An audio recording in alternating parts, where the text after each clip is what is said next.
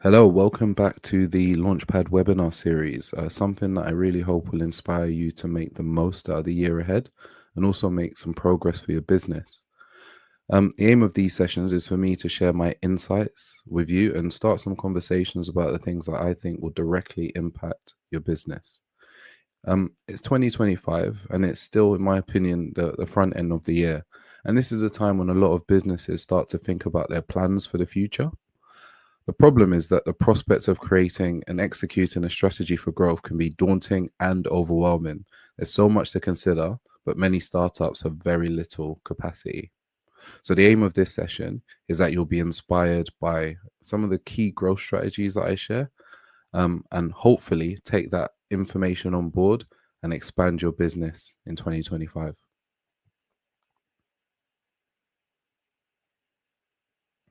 So, how to prepare your business for growth? That's what we'll be discussing today. And just a little bit about myself, for those of you who are tuning in for the first time, I am a company director and a strategy consultant with well over 10 years experience.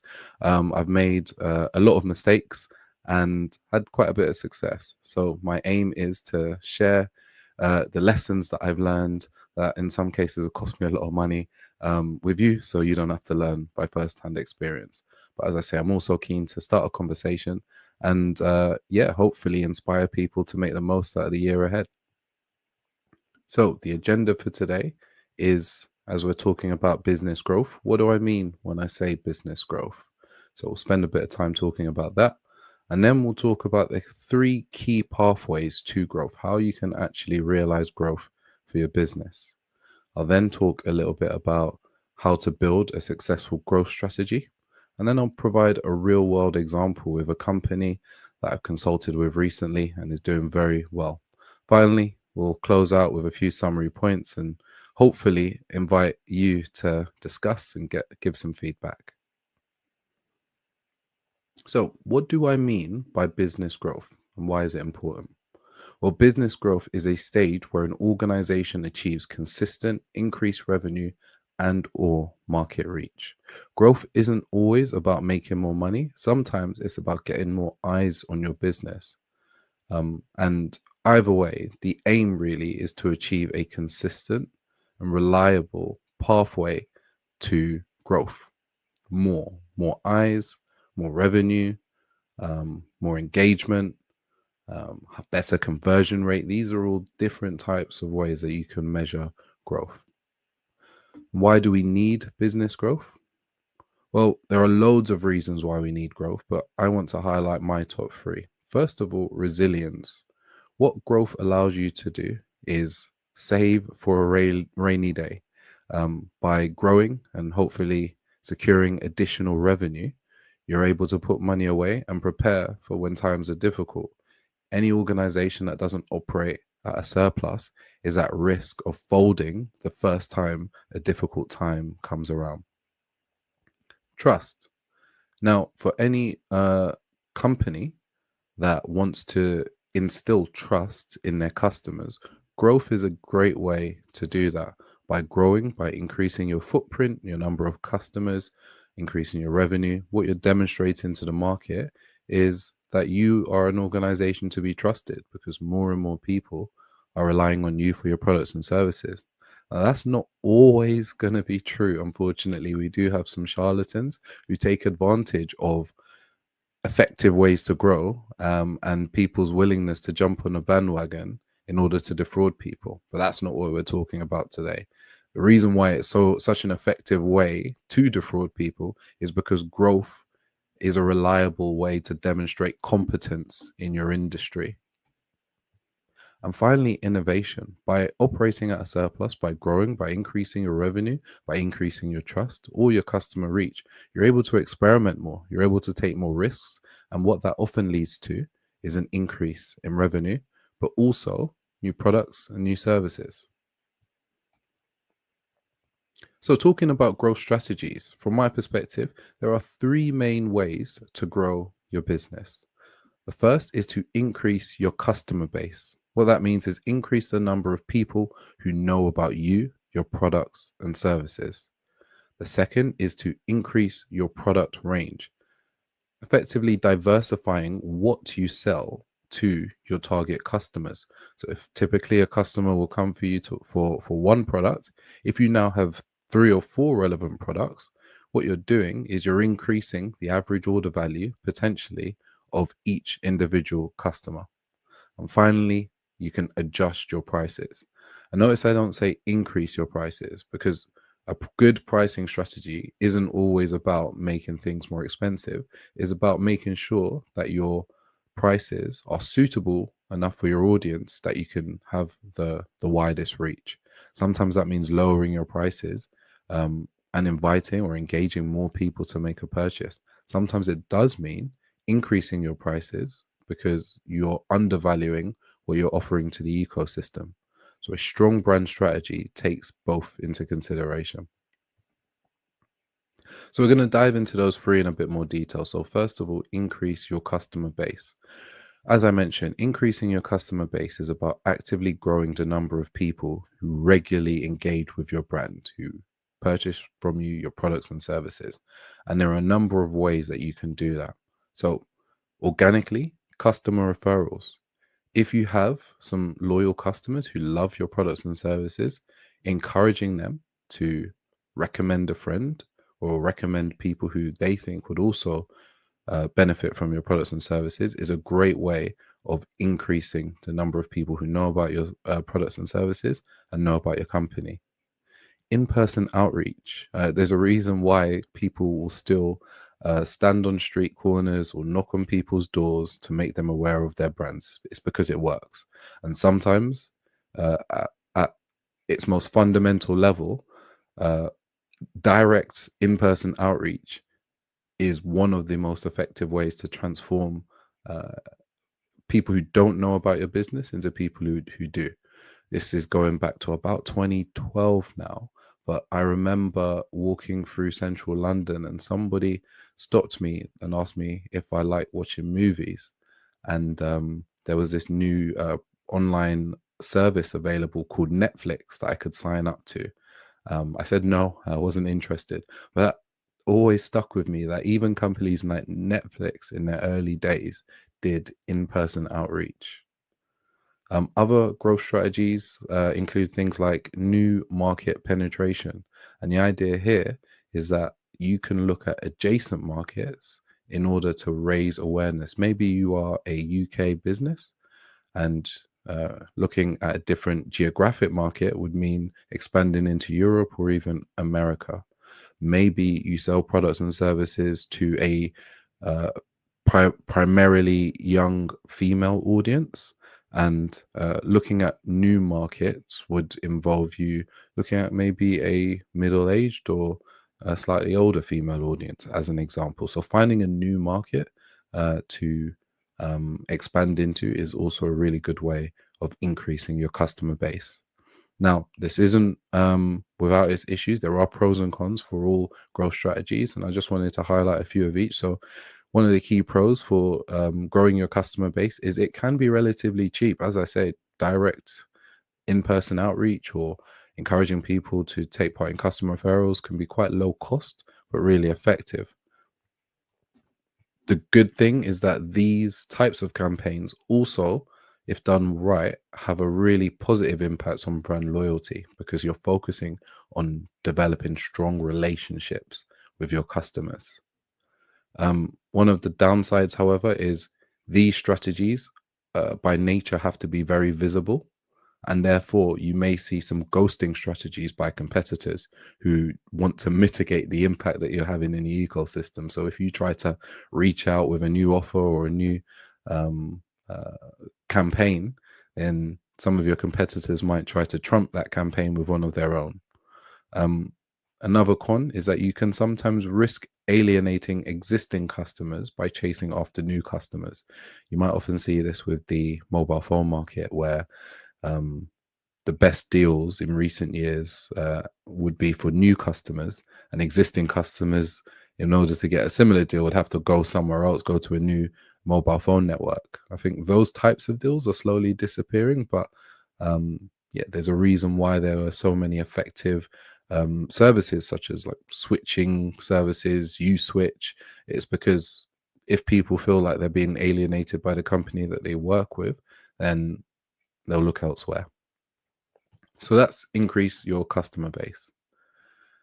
The next strategy that we highlighted was increasing or expanding your product range. Expanding your product range is about adding new products or services to a selection that your business already sells. And the key thing when it comes to expanding your product range is making sure that your products are complementary. There's a reason why Apple doesn't sell soap or deodorant. It's because that's not what customers who buy Apple products expect from them. So making sure that your products are relevant and complementary is a great way of making sure that somebody who would come to you for one product or service will come to you for other things that they're likely to purchase as well.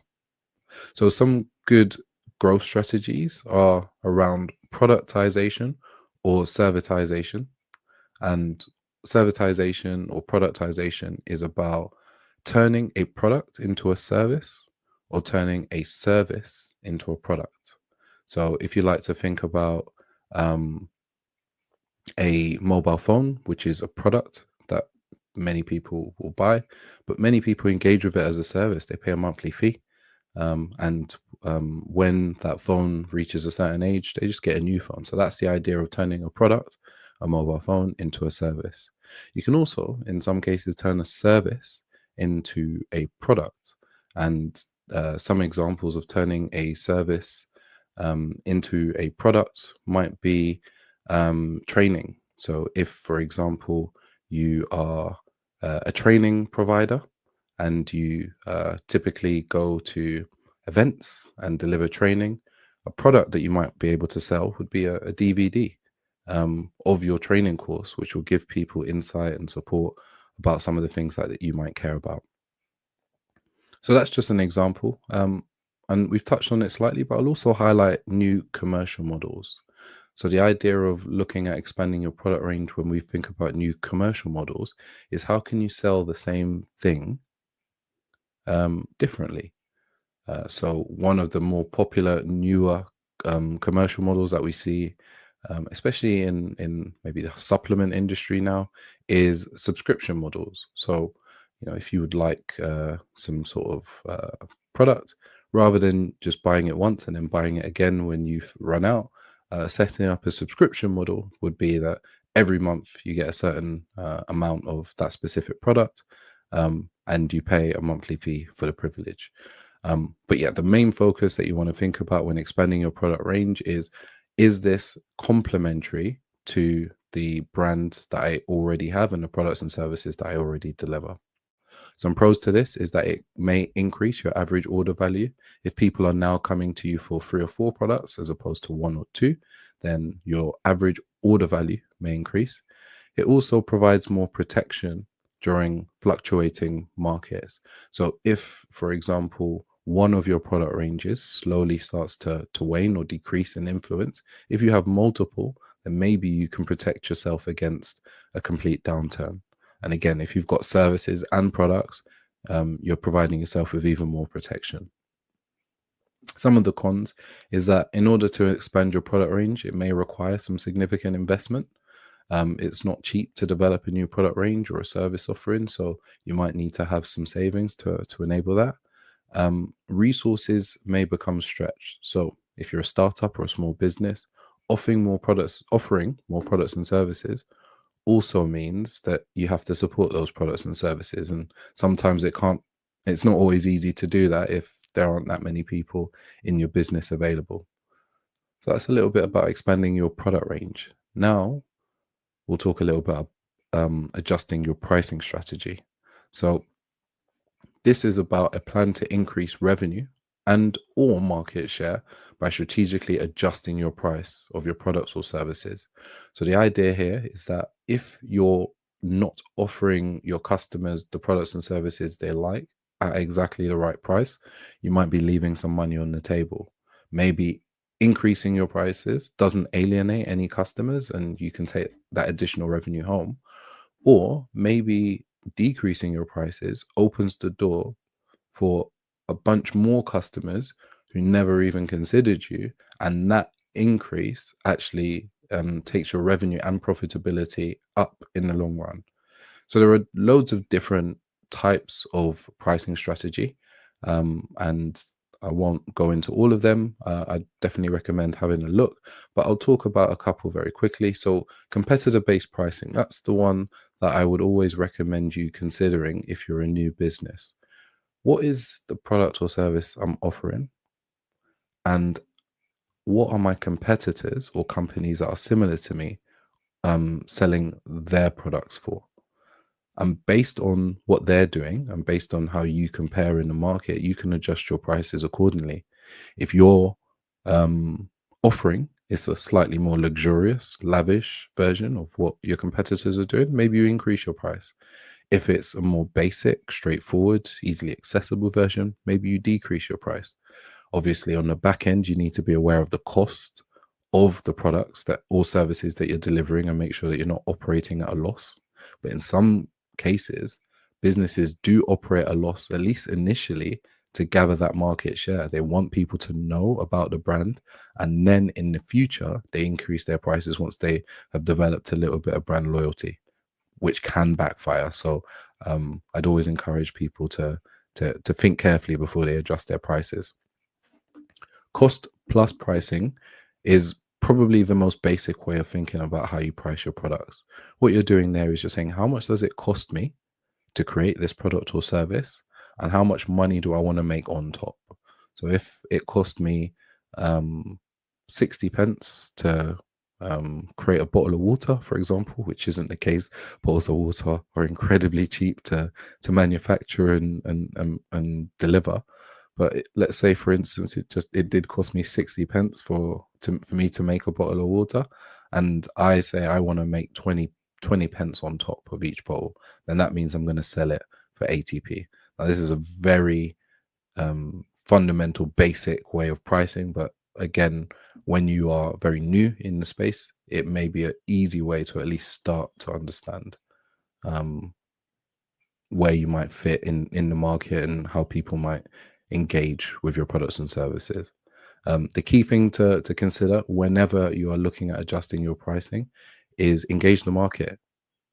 Test people's opinions, test people's considerations, and get their feedback. Is it a good idea? Do I want to buy a product that's a little bit more expensive, or do I like the price as it is? Get that feedback and then use that to make your decision. Some pros to adjusting your pricing strategy: it's fairly straightforward to implement. You just update your pricing. It's about understanding your costs and making sure that you're not operating at a loss. It also helps your business set clear profitability targets. In order for you to have a good pricing strategy, you obviously need to understand your costs. So what that allows you to do is have a better idea of your profitability and allows you to plan for the future and set realistic targets for your business. Some of the cons: you may not attract enough customers, especially if you decrease your prices with the aim of increasing volume of sales. That may not work. You may not get enough customers to cover the losses that you made in a cost reduction. So take that into consideration.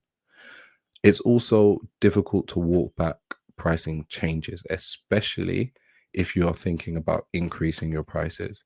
If you start at a low price and you want to increase your price, it can be very, very jarring for customers. So keep that in mind and make sure that any decisions that you make about pricing are right for you and your business.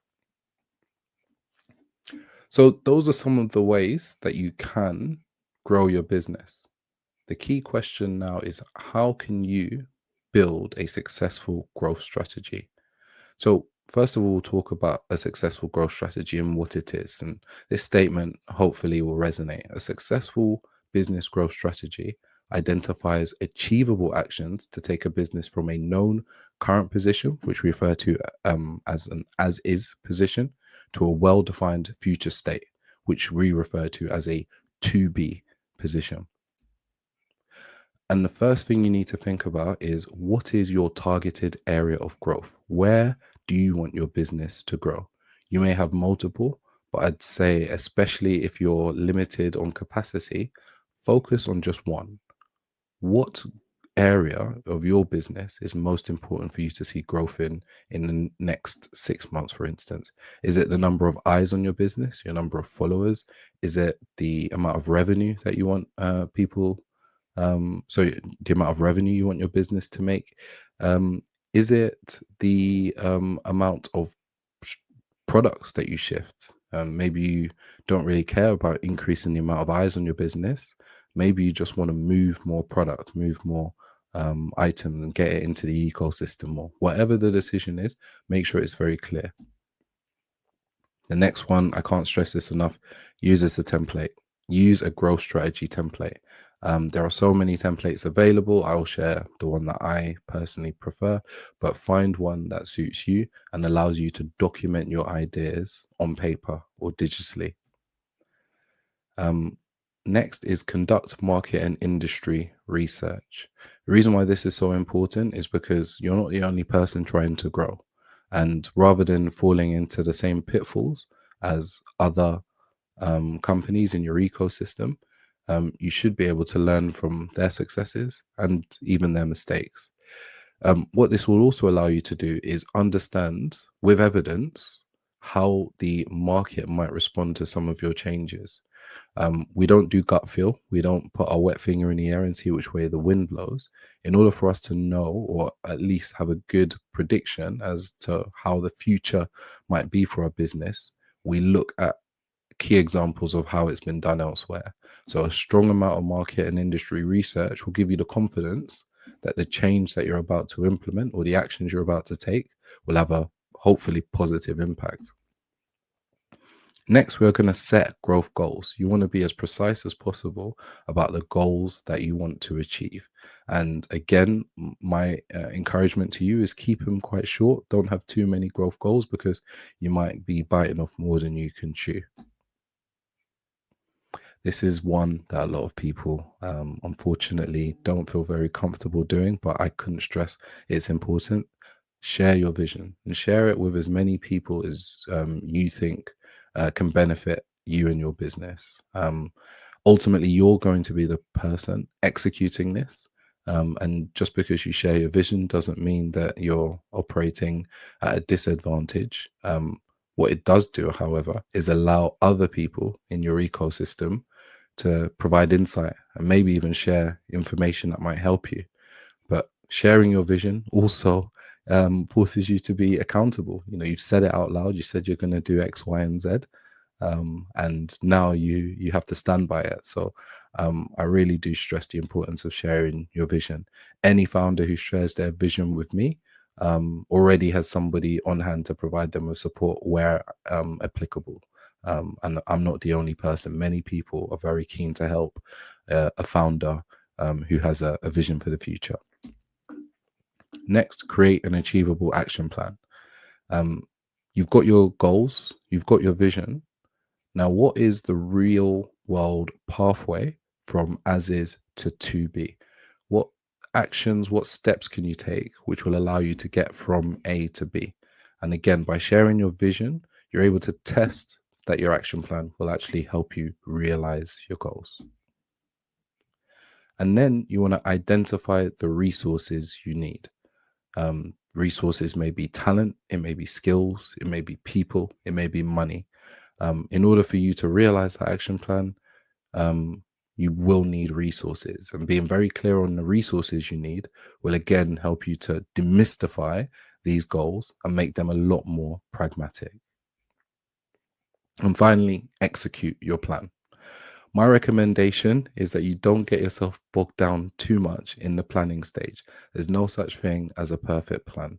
Spend time designing it, sharing it with key stakeholders, adjusting it, and then do it. And each time you deliver an action or you attempt something, review your plan and make sure that it's still along the right track. So plan it, do it, and then check it, as in make sure that your actions are having the outcome that you want to see, and then act. Do I need to adjust anything based on what I've seen so far? Do I need to make any changes to my strategy? So, a very quick real world example that I'd like to share with you, which is a company called Flake Bake. We have here the Flake Bake team and the founder, Mike. And Mike came to me a few years ago now saying that he wanted to grow his business. And in particular, he wanted to increase the number of Jamaican patties that he sold. Now, Flake Bake, which is a successful Caribbean catering company that is famous for its Jamaican patties, was doing well, but um, Mike had the vision of professionalizing the company, but also increasing the number of sales. And I'll give you a little bit of a behind the scenes look of some of the things that we did to help achieve that goal. So, as I said, when you're preparing a growth strategy, you need a template. And this is the template that we use. It's called a business model canvas. And it's broken down into 9 segments, which I'll talk about very quickly. We've got customer segments on the right. And this is where I outline and identify all of the different customer groups that your business serves. So this can be a range of different demographics. It could be a range of different markets, different locations. But which groups of customers do you serve? And you want to group them by their individual needs, interaction styles, demographics, as I say, or other key factors that you think make them different. Next, we'll talk about customer relationships. How do you engage with your customers? What relationship channels do you have with your customers? And it could be your website, it could be in person engagement, it could be on social media, it could be through email or letters. What are all of the different ways that you develop intimacy with your customers? And there's a lot of overlap these days with customer channels. What I'll ask you here is, how do your customers pay for their products? What are all of the different ways that that customer can get the product in their hand? Sometimes you might have a pay portal on your website. Sometimes you might have pop-up shops. You might have a physical store, a physical location. You might have a third-party distributor who sells the products on your behalf. What are all of the different ways that a transaction between the customer and your business can occur?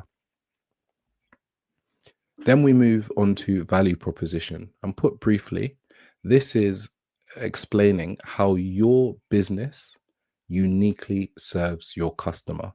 So, why does the customer go to your business? Explain that in writing. What is it about you and your business and your skills and your resources that serves your customer uniquely? Then we've got key activities, and this is an opportunity for you to write a very, very detailed long list of all of the activities required for your business to function effectively.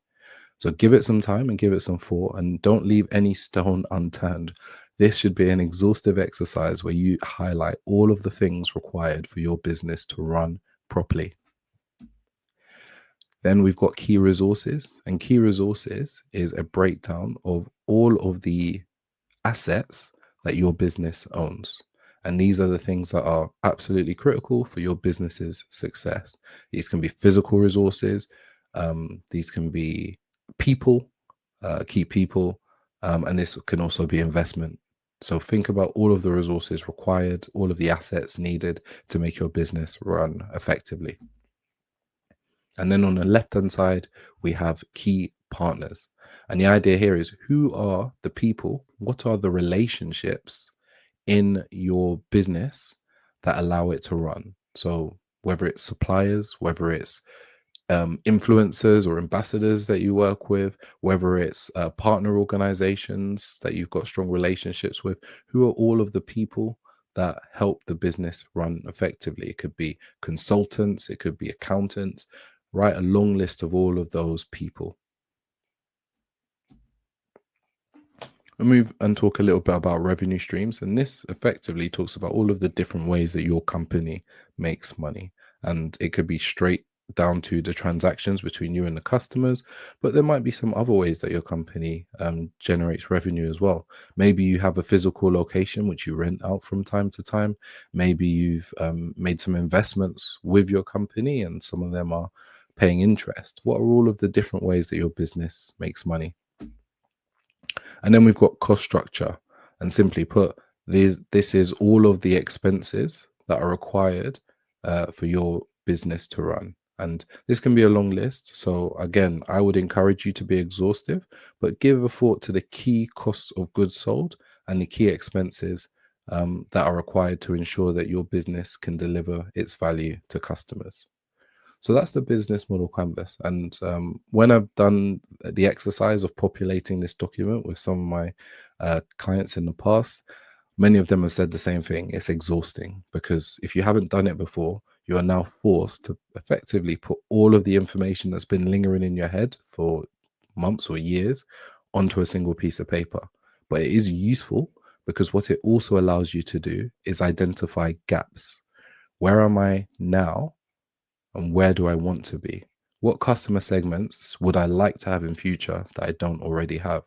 What customer channels do I not currently have that I want to have? Maybe you want to open a physical location, for example. What partners am I missing to help me go to the next stage? Maybe I want to develop a relationship with a key ambassador or a key influencer who's going to help promote the business. Capture all of that information on this page too, because now effectively you've got something to aspire to. It's a more, in my view, effective way of putting together a vision board. So very briefly, here what we have is a very high level view of some of the things that were captured when I did this exercise with Mike. And it is by no means exhaustive. I'm not going to reveal the secret sauce that Mike has behind the scenes to make his business so successful, but you won't be surprised to see some of the things that I hear. But this is an illustration of the types of things that you might want to capture on your business model canvas. The next thing we did was our 2B model. So what do we aspire to in the future? Where are we now? And the image captures some of the content in red that represents the things that we want to achieve in the future. And what this does now is give us a clear set of goals that we can start creating actions around, whether it's find key people that are going to help us, or whether it's reach out to relevant customers in order for us to expand our offering or expand our customer base. And together with Mike and I, what we did for each of those different actions was create a set of objectives. And based on those actions, we identified 4 SMART objectives. And maybe I'll spend more time in another video talking about what we mean when we say SMART, but it needs to be clearly specific, measurable, achievable, realistic, and time bound. And there's a lot of content online about what SMART goals are, but these were the SMART goals that we identified. And once you've got those clear SMART goals and you know what you're working towards, you can then create achievable actions that you can track and test to see if you're on the right track or not. And this also will keep you honest and keep you accountable. So as you can see, here's a very high level mock-up version of an action plan, which you can use to make sure that you're on track with some of the goals that you've set yourself. So as I said, that's a very high level version. I'm not going to reveal all of the detail behind the work that myself and Mike did, but he was very happy for me to share some of the examples that I have with you today. So there you have it. That's a summary of how you can prepare your business for growth in 2025. Just a couple of things for you to think about as some parting takeaways. First of all, be crystal clear on the growth or the goal you are trying to achieve. Sometimes we think very vaguely of the type of growth that we want to achieve. But my encouragement to you is be very, very specific on what it is you want to achieve so that you can target it, but also measure it. Next, find a growth strategy template that works for you. I've shared with you the business model canvas, which I think is the best template for these types of discussions. But if there's one that suits you better, just type in growth strategy template on Google, and there are a number of different templates that you might want to use. This is the key bit. Provide as much detail as you can think of. put anything that's in your head onto a piece of paper, because ultimately, yeah, as life gets busy and as things get more and more complicated, there is a really good chance of you forgetting things, but also not communicating those things effectively to other stakeholders. The more information you get down on paper, the easier it is for you to communicate your vision to other people. And that's the next one: share your growth strategy vision. So be open and willing to discuss your plans for growth with your ecosystem. People who you think are on a similar wavelength to you and would be willing to provide support, insight, resource to help you achieve it, or at the very least, encouragement and accountability. And then we've got number 5, execute. Get some skin in the game. I can't stress how important it is that we move away from the theoretical into the practical. Once you've built a plan, actually do, because you will then realize that there are some holes in your plan. There is no such thing as a perfect plan. So the sooner you can get on to executing, the sooner you'll realize what those holes are, and then you can revise your plan. And that gives you the opportunity to test and adjust. Okay, so that is my advice when it comes to building and developing a growth strategy.